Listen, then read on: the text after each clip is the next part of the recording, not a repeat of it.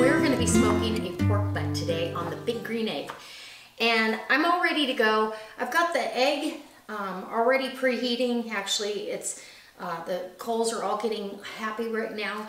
And if you'd like to see how I light that video, I'll post in the iCard above step by step how to do that. It's pretty easy.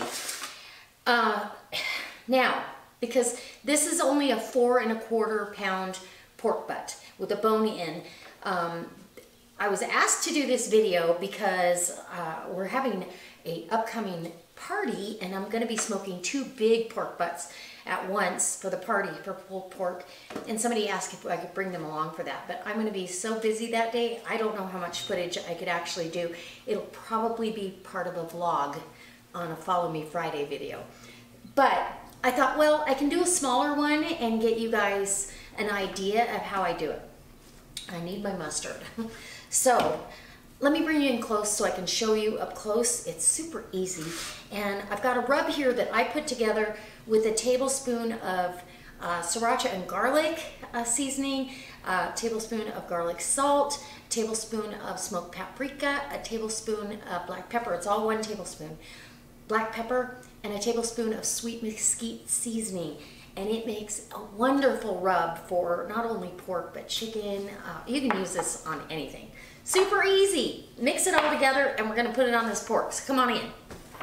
Okay, so I have my pork right there. And before I touch anything else, I'm gonna go ahead and squeeze my mustard. Now this, all the mustard's for is a medium for the rub to stick on. And you can do this the night before, but it's not necessary.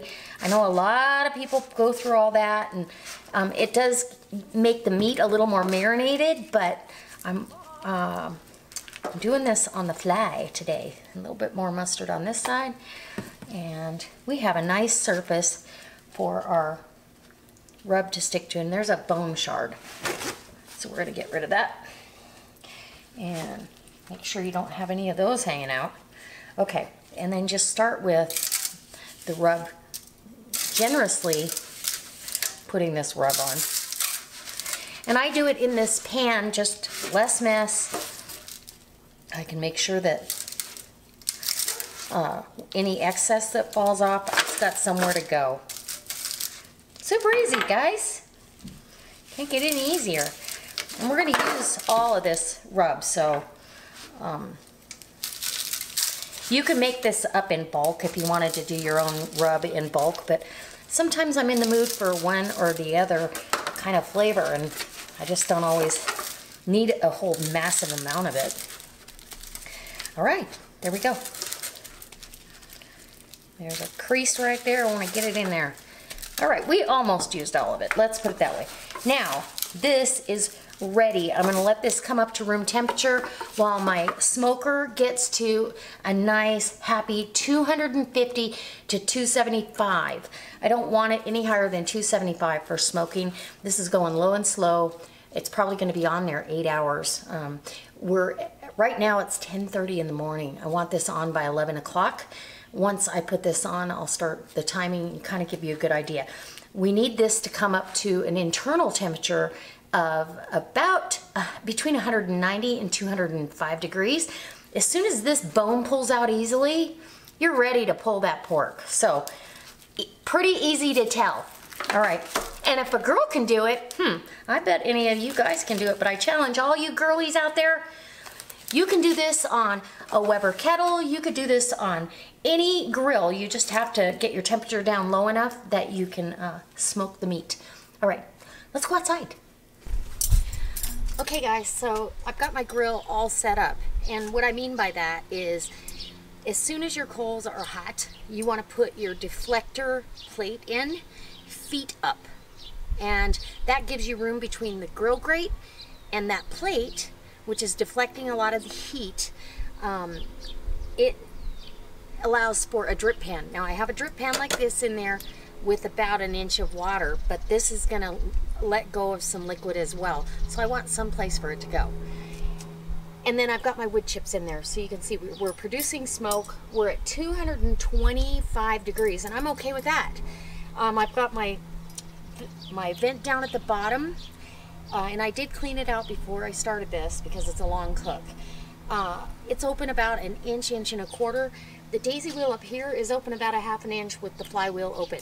So, my hint to you on the egg or any Kamado type ceramic grill like this, once you get it to a temperature and it will maintain that temperature for you for 15 minutes without you touching it, you are good to go. Don't touch it, leave it alone. That's why I'm not up and down right now. I want to make sure it's going to maintain 225. Even if it goes up to 250, I'm okay, but I know that it's not going to flare up and go way above what I need, because we're going to go do some shopping and I want to make sure that my grill is okay because Michael won't know what to do. Anyway, so we've maintained the 225 for 15 minutes now. I'm going to go ahead and get my pork butt on. All right, and I do this quickly because, again, I don't want it to flare up and get really hot in there. And I guess I could have just put gloves on, but this is sat for a while, so it should be close to room temperature. And I've got this bat cap. Is that bat cap? Bat cap down. Put that cap down. And, you know, if I check on it in 3 or 4 hours, I can go ahead and let me bring you over so I can show you what it looks like in there before I close down the dome.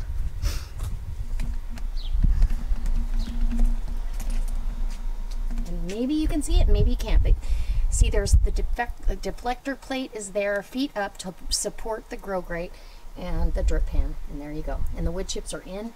Let's get her shut down and we'll get back maintaining temperature, and it should start rising immediately.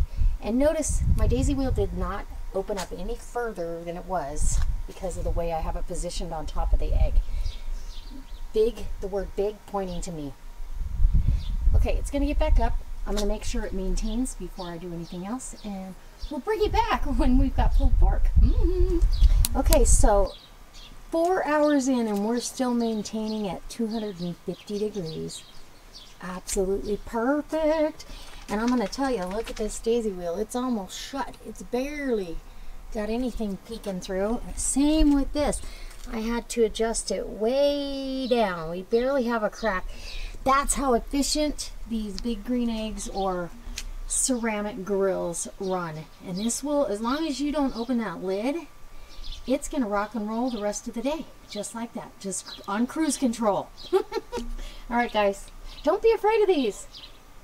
I'm excited. It smells wonderful. This is 7.5 hours later, and look at that.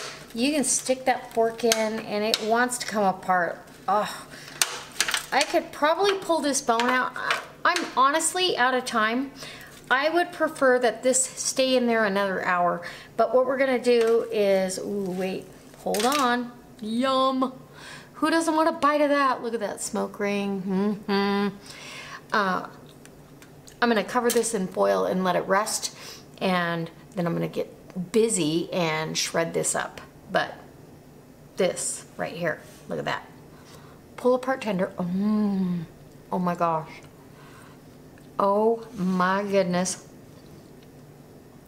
That's what I'm talking about. If you haven't had this in a while, you need to get busy.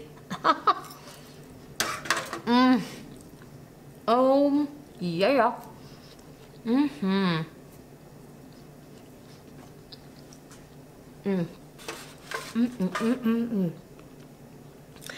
The bark on it is so flavorful. You really don't even need barbecue sauce. I'm probably gonna shred this up, and when I put it on the sandwiches or little sliders, I'll just drizzle some barbecue sauce. I'm not gonna douse it in it. So I hope it inspires you to get busy on your green egg if you have a big green egg, and if not, and you have another kind of a barbecue vessel that you can do smoking on. Any kind of barbecue vessel you can smoke on it. So you just have to regulate the temperatures, and then you have to be able to keep yourself out of it because it's really hard to stay out of. So I will see you next time for another big green egg cook or some other awesome recipe or vlog or whatever we're doing. I hope you go down in the about section and check all the links that I've left for you, and I'll send you, or I'll leave an end picture of our sandwich and some of the pictures of it all shredded up because we're about ready to eat here. It's not gonna be very long. All right, guys, bye.